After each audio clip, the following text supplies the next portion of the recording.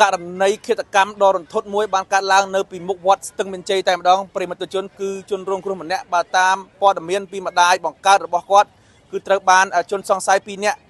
បានចាក់ពីកបិតបាទបណ្ដាឲ្យដេកដួលស្លាប់នៅក្នុងថ្លុកឈាមតែម្ដងហេតុដំបូងខ្ញុំមកទិញទូកមូខ្ញុំមកទិញទូកមូខ្ញុំឃើញម៉ូតូនឹងដួល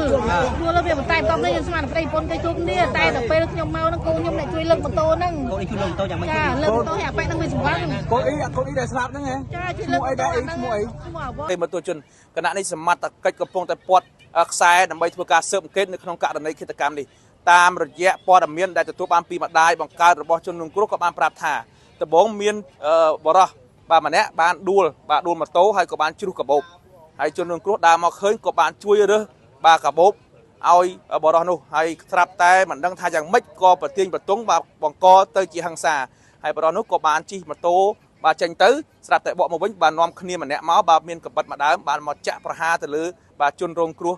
ដេកដួលស្លាប់ក្នុងថ្លុកឈាមរួចតិចខ្លួនបាត់តែម្ដងជ្រុះហើយជ្រុះញាក់ទៅណាក៏ឃើញតែសក់និយាយទៅក៏លោកកលៀតណាក៏ឃើញតែសក់ដែរហើយបើនិយាយពីរឿងទឹកវិញស្ទះទឹកអស់ហើយដោយសារតែរឿងសក់ហ្នឹងប្រើអីក៏មិនដែរត្រូវដែរតែឥឡូវប្រើជាមួយនឹងឈុតសាប៊ូយូវែលតែមកអាទិត្យឲ្យឃើញប្លែកហ្មងណាសក់ក៏អន់ជ្រុះហើយសំខាន់ណាកូនសក់ដល់មកឡើងជ្រងច្រាំងហ្មងឃើញសក់ខ្លួនឯងឡើងភ្លឺលងឡើងតុនហ្មងណានេះគឺជាព័ត៌មានដែលយើងទទួលបានពីម្ដាយរបស់ជនរងគ្រោះករណីជាក់ស្ដែងយ៉ាងណាកំពុងតែស្ថិតនៅក្នុងការស៊ើបអង្កេតរបស់សមត្ថកិច្ចជំនាញឡើយបាទទីតាំងកន្លែងកើតហេតុគឺនៅពីមុខវត្តស្ទឹងមានជ័យបាទក្បែរនឹងស្ពានស្ទឹងមានជ័យតែម្ដងស្ថិតនៅក្នុងសង្កាត់ស្ទឹងមានជ័យទី1ខណ្ឌមានជ័យរាជធានីភ្នំពេញប្រិមត្តជនដូចបានឃើញអញ្ចឹងបាទជនរងគ្រោះគឺបានដេកបាទស្លាប់នៅខាងក្នុងខ្សែហុំព័ទ្ធរបស់សមត្ថកិច្ចហើយបានគ្របអាវពីលើតែម្ដងបាទជនរងគ្រោះអាយុ23ឆ្នាំបាទមានមុខរបរជាអ្នកធ្វើសំណង់និង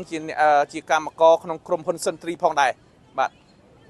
ហេតុដំបូងខ្ញុំមកទិញទូកមូខ្ញុំឃើញម៉ូតូនឹងដួលแล้วវាបន្តែបន្តនេះខ្ញុំស្មានប្រិយពន្ធគេទូកនេះតែដល់ពេលខ្ញុំមកហ្នឹងកូនខ្ញុំអ្នកជួយលើកម៉ូតូហ្នឹងកូនអីជួយលើកម៉ូតូយ៉ាងម៉េចចាលើកម៉ូតូឲ្យអាប៉ែហ្នឹងវាសម្បាំងកូនអីដែលស្លាប់ហ្នឹងហ៎ចាជួយលើកម៉ូតូហ្នឹងឈ្មោះអាវ៉នអាយុ24សម័យធ្វើការអីវាធ្វើការសំណង់ផងធ្វើសុំពោផងធ្វើសុំផងបន្ទាប់ពីគាត់ជួយរើសកាបូបលុយរើសអីគេហើយយ៉ាងម៉េចទៀតអីមែនទេវាជ្រុះកាបូបលុយវាអត់រើសកាបូបលុយអាប៉ែហ្នឹងវឹងច្រាដួលហើយកូននឹងជួយលើកម៉ូតូជួយលើកម៉ូតូទេជួយលើកម៉ូតូនឹងបន្តែបន្តវាវៃនេះអាប៉ែហ្នឹងវឹងណាហ្នឹងហើយ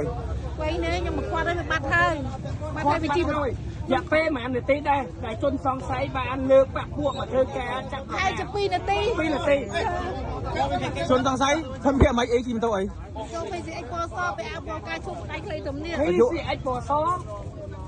អាយុប្រហែលប៉ុន្មាន30ជាង2នាក់ណាពីសពីគាត់ឲ្យម្នាក់ទៅឲ្យចាឡាយសិនអូនឲ្យជំនាញទៅធ្វើការសិនទៅ